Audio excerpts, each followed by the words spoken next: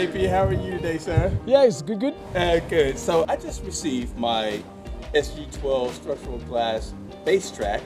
Can you explain to me why we have so many holes in our base track? Yep, so these tracks are already all prepared to be used on both scenario, both option of above and below, so whether you have them fitted underneath your decking or on top of your decking.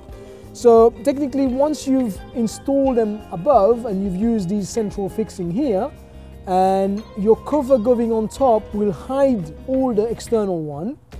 But the external one, you would more likely to use them when you have a below scenario where you need a lot more strength to pin it down.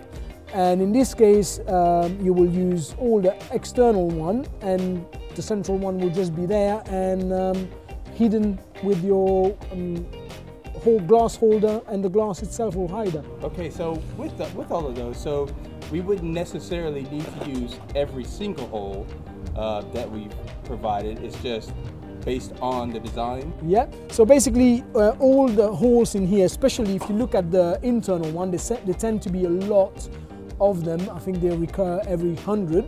You will not need to use all of that. You will, the person installing it, choosing the fixing, will have to decide of what interval they will put a fixing that will achieve the loading requirements. So they will use the structural calc for that.